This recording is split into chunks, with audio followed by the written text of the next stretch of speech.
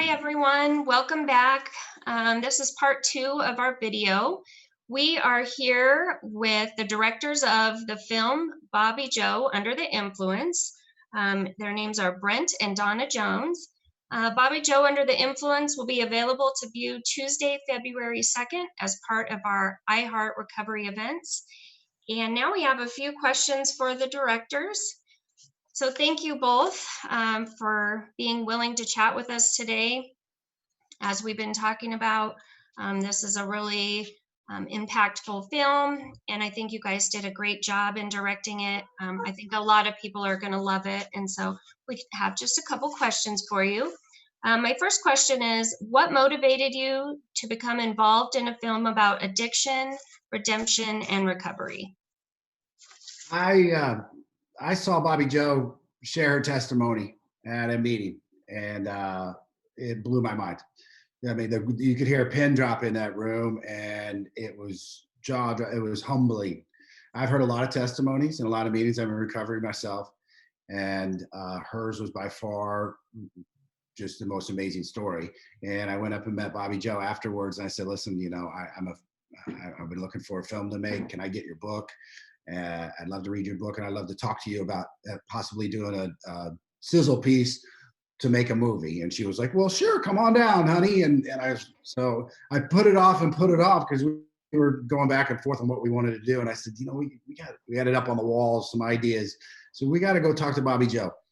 Took a little film crew down to the Healing House, and Bobbi Jo took us on a tour. And I said, "Well, we sure have a dynamic person here that has a great personality." And she looks, what you do is you look to find somebody that comes off on film like that. And I knew she had that personality in real life, but sometimes it doesn't come across on camera. Well, it came right across on camera. And in 3 hours, I had 15 minutes of of a good little sizzle piece. And I couldn't stop going down there and getting more film and more footage. And I brought in another couple more editors, and they were editing in my basement. I was running down there and meeting new people and doing interviews, and we just shot everything. And Bobbi Jo opened the doors to us and said, "Here's the people you should talk to." And man, I met the most amazing people, and I got wrapped up in the energy, and all the while it's keeping me sober too, because I needed something to do.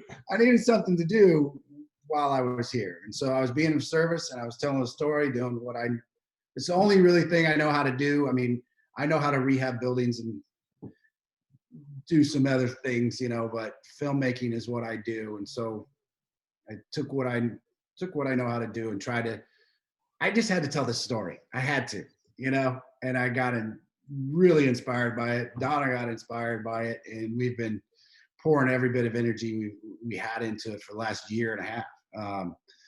And you know what? It, like they say I think Luther says in the work in the film, it wasn't work.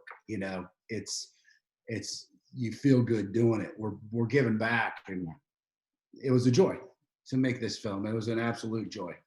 Awesome. Well, thanks for sharing your passion with us, and thanks for sharing the story of Bobbi Jo. We really enjoy it. John? Yes, I have the next question. What was the most difficult part about creating this film? Go ahead. I'm going to take this one. Stopping me from shooting. Him from shooting more. No, time.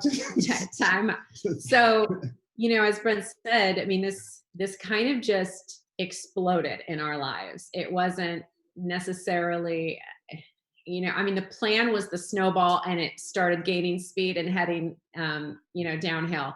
And so I was back home, setting up production offices and editors and staffing up with camera operators and really reaching out to our local community.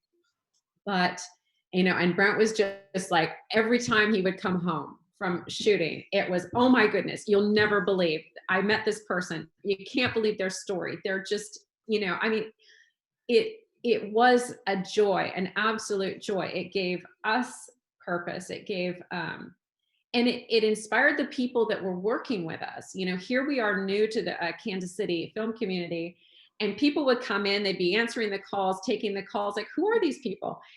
And then they'd come on set, and I remember sitting, sometimes on set, you'd be sort of behind a wall, listening to an interview, listening to Bobbi Jo, or listening to some of these other people talking.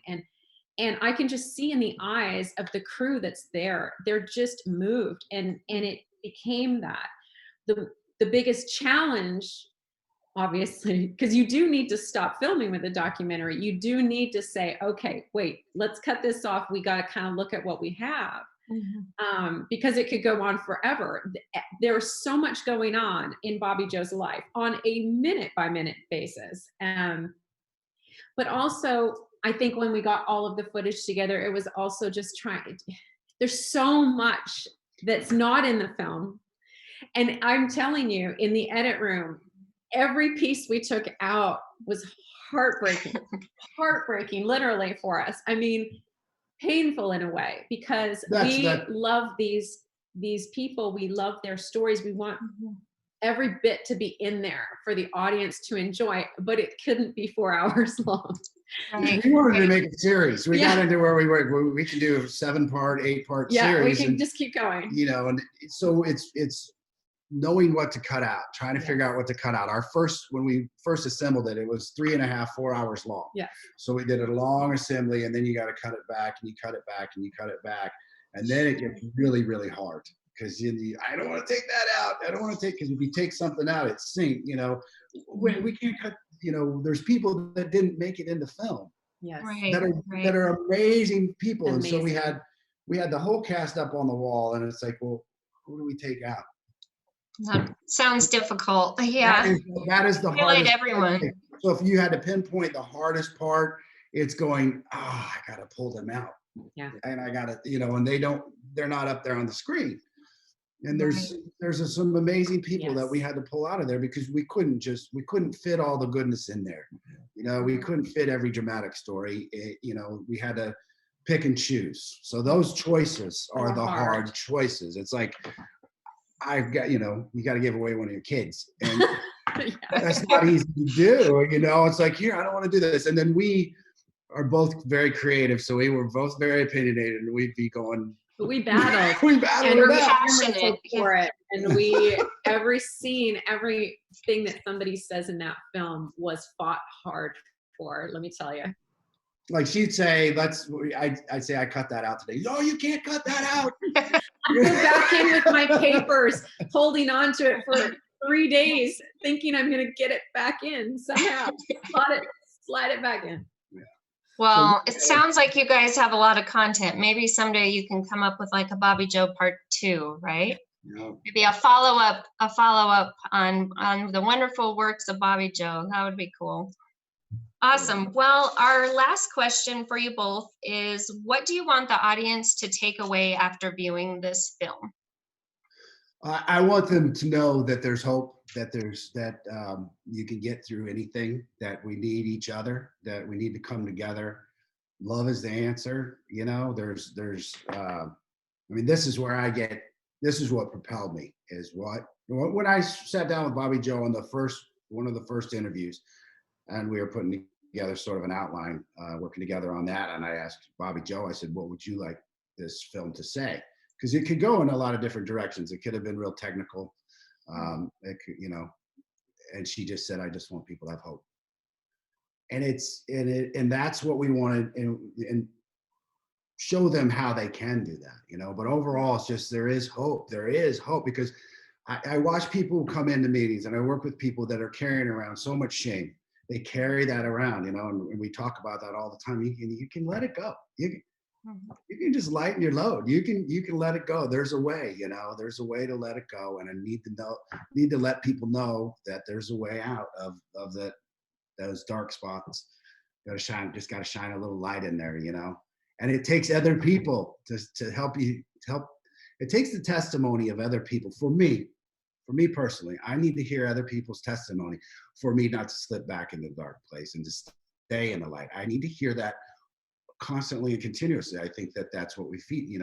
I'm trying to show people that, and give them another tool. I guess with the film, I'll give them that light, Yeah. So Well, I definitely think the film conveys that message of hope, and it definitely illustrates that recovery is real and recovery is possible for everyone. And so I definitely think that you met that goal in what you've created. And like I said, I think it's amazing. I think people will respond very positively to it, and we can't wait to use it as a tool in the future to share with others. So thank you guys for joining us.